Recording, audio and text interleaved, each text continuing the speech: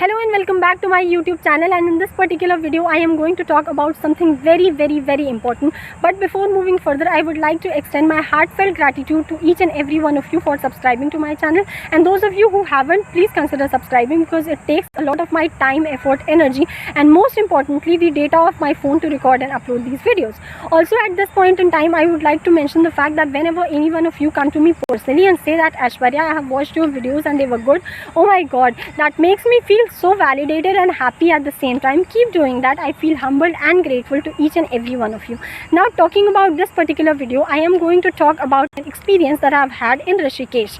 So for that reference, you can have a look at my previous video named as Trip to Rishikesh, in which I have talked about the fact that on the way to the trip I have come to know a lot about myself, about nature, and about people in general. So in the line of the same, I am going to share one of those experiences. But before delving deep into those nuances of my experience, I would tell you that I am going to sit here because I am so damn tired. This is probably my 51st take and I am so damn tired. So I'm just going to sit here. What I am going to share is that on the second day of our trip, the 11 of us decided to go into that restaurant named as Rajasthani Mishthan Bhanda. Yes, the name suggests that it is a sweet shop, but it is a restaurant of its own kind which pretty much serves each and every food item. So what happened is that I and my sister reached the restaurant quite early than my friends, so we had to wait for them to come to join us. And while we were waiting for them outside of the restaurant, we observed something that was so disturbing to us. I saw beggars. No, I'm not saying that seeing beggars in India, where the situation is that almost 20 crore people sleep empty stomach every single night, that is not a rare phenomena, of course. But what I am going to talk about, or what is the focus of this video, is that how we treat beggars or how we treat people in general. While we were waiting for our friends to come, we saw a tall man of about 35 years of age, seemingly educated, coming by his scooty to buy something, and obviously negligently he hit one of those beggars. And as normally expected, the beggar tried retaliating the same by murmuring some abusive words, and those abusive words got that seemingly educated person so angry that he took the stick of that old person, threw it far away, and started slapping and beating that old person brutally. And in a span of 2 seconds, that man fell on the ground unconscious. And what was more astonishing was the fact that at that point in time, almost 50 plus people were walking on the road, and none of them tried to stand and ask to any of those people that what actually happened. What I just heard is that some of the people here and there murmuring that whether he is dead or alive. So that was the situation. Of course, I and my sister were standing there watching all those things. After 2-3 minutes, that old man got his consciousness.